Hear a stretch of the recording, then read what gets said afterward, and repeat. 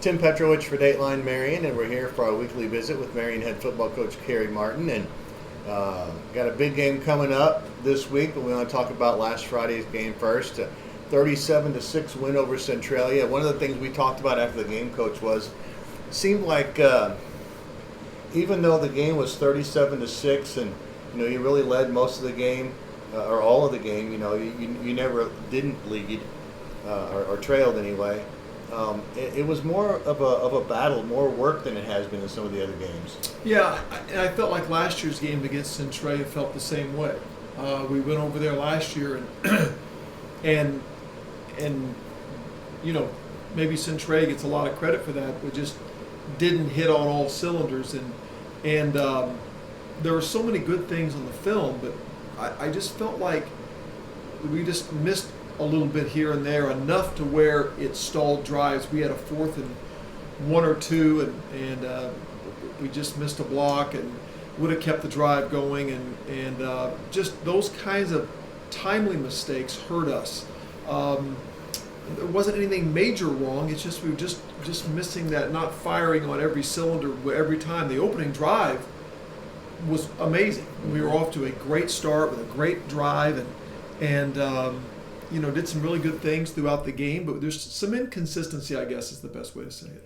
And you talked about that opening drive. I went back and looked, and it was 11 plays, 65 yards, and you ate 4.5 minutes off the clock. I mean, you did a lot of things right in that opening drive. We did. I thought it was going to be a preview of things to come, and not that there weren't other bright moments later. It's just, as I said, we were kind of missing here and there, and one series.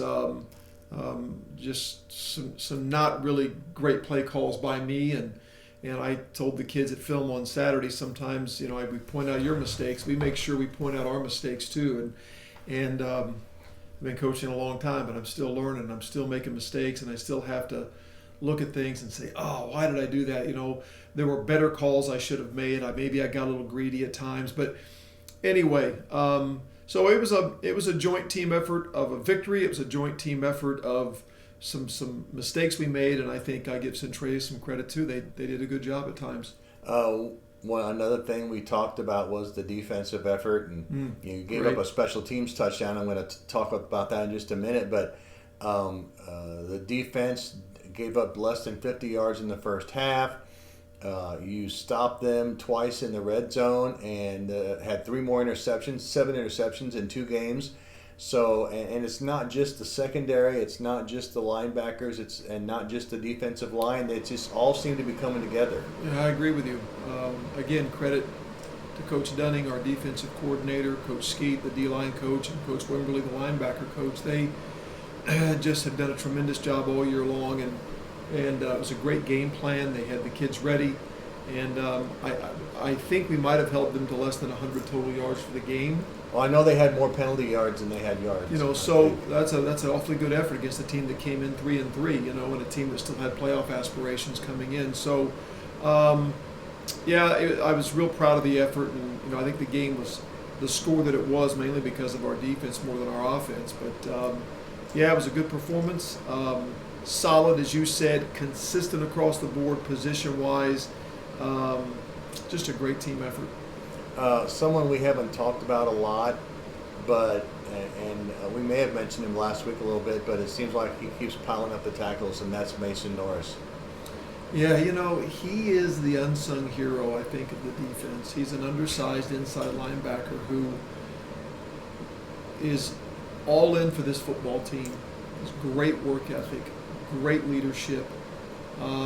He's a communicator on defense. He makes calls. He points things out. He's a bit of the heart and soul of that defense. If I had to pick one guy and say that's our defensive leader, he sits right there in the middle of that defense, and that's to take nothing from anybody else. But I just feel like he gets the thing going, and he's an undersized inside backer, but he gets a lot of credit for being ready every single day for practice, for games.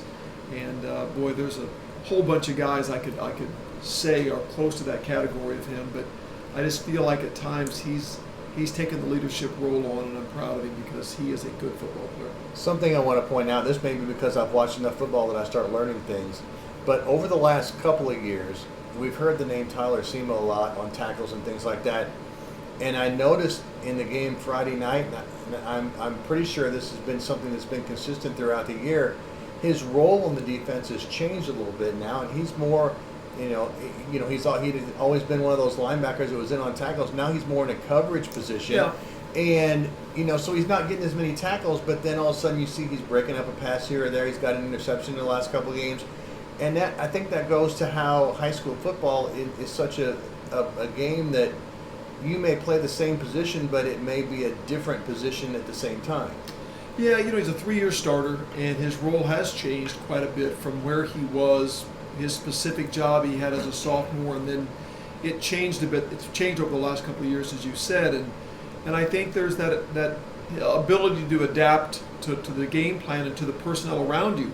Sometimes you don't change, but we now have 4 down linemen. We're playing a 4-man front more this year. That changes us from a 3-3, 1 less linebacker, 1 more down lineman, so the personnel changes. And I've got young men that played in personnel groupings on offense that when Hunter was the quarterback, we used that personnel grouping a lot. Well, it hurts me to say, but this year we're not the same exact team, so that personnel grouping doesn't get as many snaps. So some of those kids don't get as many opportunities on offense. And I feel bad about it, but it's just we're not the same team we were in the spring. And so Tyler made the adaptation to a different role a bit, and some guys on our team have had their role maybe lessened. It doesn't mean they're not still a good football player or they're still a contributor. It's just that's changed a bit because of things out of their control. And I tell the kids, I said, hey, this week it may change back. We may use that personnel grouping a lot, or Tyler, you may have to play down more as a linebacker this week, depending on the offense we look at. So he's the guy that we can use in a lot of different places, and I think a lot of our kids have gone through that as we've made adjustments to the fall since the spring season, and I appreciate Tyler's ability to adapt to a new role. Something that I saw Friday night that I don't think I've ever seen, I don't know if you've ever seen it or not. You got that first touchdown, you said, kickoff, Centralia runs a kickoff back for a touchdown, 93 yards officially. Then they kick off to you, and Mason Gooch runs the kickoff back 93 yards for a touchdown. So back-to-back kickoff returns for a touchdown. Have you ever seen that before? Yeah, but it's been a long time ago, and I couldn't even be specific when I saw it. I won't try to tell you what the year was, but I've only seen it a couple of times in my coaching career. But it was a great counterpunch because it was a big momentum boost for them. We go down and score, and looked really good in the process, and they answered on a kickoff return. And boy, it was good to answer right back before they could build on that, and we got the momentum back after one play, which was really good. And something else too, and you hear coaches say this, just take off and run, don't dance, don't do things. Mason got the ball and he ran to a spot, and all of a sudden everything opened up, and he just ran straight for a touchdown. And I'll give credit to there were a couple of key blocks, but Lucas Lanier had the early block. Another role player for us, a guy whose role has been lessened a bit because of personnel groupings that I just mentioned, but still had a good run in the game, had a pick in the game, and threw a key block in the game. So what a tribute to a guy that says, hey, I don't know what my role is week by week or how much I'm going to get to play, but when I do, I'm going to make an impact. And Lucas did a great job of getting a key block, and Mason did a great job of just hitting the hole full speed. And then he got some downfield blocks from Lucas Schrum and I think Vincent. So, just a good response to a situation where we needed to get that momentum back. Surprisingly, we're almost halfway into this, and we haven't talked about the big thing that happened last Friday night, and that is that for the 16th consecutive season, the Wildcats qualified for the playoffs. You talked about the fact that there are kids on this team who that's all they've ever known, who were not alive the last time Marion failed to make the playoffs. And then you mentioned something that it adds a lot of pressure because you don't want to be that first team that doesn't make the playoffs. How have these kids responded in that situation?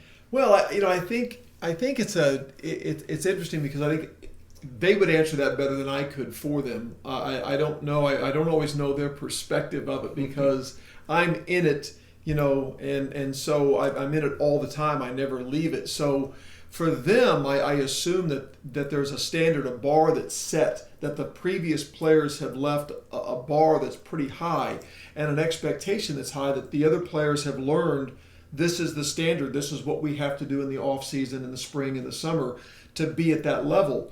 And our motto this year is earn it, because we don't want the kids to think that just because we've had 15 years of playoffs, there's any extra credit you get because of that. We have to start with a clean slate every off season and re-earn that next playoff berth. And so in some years it's even more difficult because you have that target on your back having been successful. So I think, first of all, I give credit to the legacy left by previous players and by previous leaders on this team to set a bar that's pretty high, to keep it up there so that other young players know that's the standard. The second thing is I think about this is a we thing. You don't make the playoffs 16 straight years without it being a we thing. I can't get us there 16 times. But dedicated players and dedicated coaching staff and a supportive administration and school board, good leadership from our athletic director, and parents and community people that think this is a big deal and are excited about it, and they motivate the kids and the crowd and the maniacs and the cheerleaders and the dance team and the band. And I'm serious. I feel like that only happens if there's a collective force behind it. And so maybe I get some too much credit for all that, but it's about the players and the community and all those other factors that I think go in, that I'm proud to lead that in the right direction, but couldn't do it by myself, and it is a collective effort and something we're pretty proud of. And something I saw Friday night, I even took a picture of it because I thought it was really interesting. I've seen it with some other, especially in some basketball games and things like that. But now, when your players are coming out of the locker room, there's a line of about 10, 12, 14 young junior program players, other young kids out there getting that vibe from their high school football heroes as they go out to go out for the starting lineups. And that, to me, now that's the next level of Wildcats. The next group of Wildcats are going to come up in 6-7 years that are being influenced by these players as well. Well, man, we remind ourselves constantly that those kids that were little kids slapping hands just a few years ago were Vincent Newsom and Lucas Schrum, and those guys were just on that rail just a few years ago. And so, it matters, and it's a big deal, and it's exciting, and I think there is added pressure, I think, on each football team each season to be a playoff team. But I think with that, the expectation, the bar, the collective effort, I think all those things work more in our favor than the pressure works against us. So, I think there's a process that we have here that we believe in, and we try to promote it. We believe in coaching not just the player, but the whole person, and try to coach the young man or young woman, not just the football player. And I think that matters too. I think our players know how much we care about them as people, not just as players. And I love the relationship we have with our former players that come back quite often to see us or call us or come to practice. And so it's all a gigantic process, Tim, that I think is more complicated than I think it is from observers on the outside who look at it and think Marion's got a lot of talent every year. That's how they keep doing it. There is a tremendous amount of effort and sacrifice that our kids and coaches go through to get the kids ready to be a playoff team, and we never stop striving for that either. We never stop trying to improve. We always constantly look at ourselves and say, what can we do better? And I think that's, you got to stay hungry, you got to stay humble, and you got to keep hustling. How exciting is it that you go into week 8 in a rivalry matchup with Carbondale, and not only is it just a rivalry matchup, but it's for the conference championship? Yeah, that's exciting, and I know. I told the kids yesterday at practice that a lot of guys go through their high school career and never get to play in a game with so much on the line, and it's a big deal, and it's exciting, and it's cool to be able to coach in games like this and to be able to be a part of it, and a game that matters a lot, without the added pressure of being a playoff team. Just go out, this is for the conference championship. We need to get a piece of it. We got to beat Carbondale to get it. And they're a good football team, and so you win this one, you get the conference title part of it, but the satisfaction knowing you beat a good team. Is there maybe? This is kind of weird because probably on paper people look at this game and say Marion's a favorite, but Carbondale's the one that has to win to stay in their position. They're the one that's undefeated in the conference. Does that maybe take a little pressure off of your team, you think? I don't. I think the pressure is just there because first and foremost it's Carbondale. I think there's enough. If the two teams were not even playoff contenders, it would be a big deal to play each other because since we lost the Heron game for 10 years, Carbondale kind of became that rival game. And since they've improved greatly the last several years, I think that's increased the rivalry. Had to play them twice in the spring. I think also raised that a little bit. So I don't know who has the most pressure, who's the favorite. I think we've had years where we came in with a better record. They might have had a better record a year or so, or a couple of years, and they were the favorite. I don't know if that matters. I think it's just a matter of two good football teams playing with something on the line, and that's exciting. Their quarterback, Darius Ragland, from the last several years has graduated. He's not there anymore.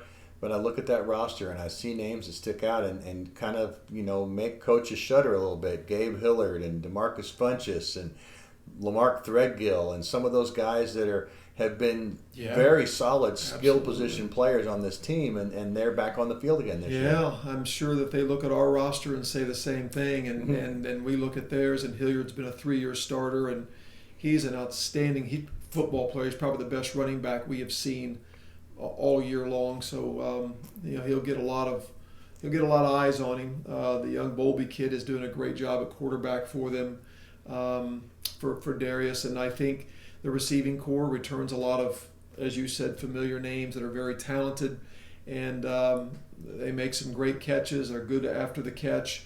So yeah, it's exciting. They have great weapons on the field, and that's why they're where they are right now, record-wise at 5-2, and it's going to take a great effort from us over there at third place to win the game. Last couple times, both times we played last year, and I think the time before, it's been a shootout, a lot of points scored. Yeah, that's been the tradition, is to have a lot of points scored. I would expect something similar. I don't know, but certainly, they've been high-scoring games, exciting games. If you're a fan, you want to watch exciting football, and add the element of we don't know about the weather forecast and the inclement weather situation. Who knows? But it'll be exciting. Back on the road, but this is a short trip. And yeah. It's been a strange year because there haven't been very many long trips this year. No, there hasn't. It's been the shortest road trip season in a very, very long time, and there's nothing wrong with that. We're okay. We've acclimated to travel. It's nice for our fans, especially, to have games that are close enough they can get to and watch, and I'm sure we'll have a big crowd there on Friday. I don't talk about this much on this video, and I don't know. I don't know if it's a real macho sports thing to talk about, but I thought the gold on gold against Centralia looked really sharp. Yeah. But Friday night is going to be my favorite. The Wildcats, I think, look really good in white on white. So someone called us the University of Oregon because of our various uniform options, and we've got 3 different color pants, 3 different color jerseys. We can do a lot of combinations, and the kids have been asking since we got gold pants, can we wear gold on gold? And I said, well, only if it matches really well, because gold comes in a variety of shades. And we took a look at it, and I said, I think it'll work.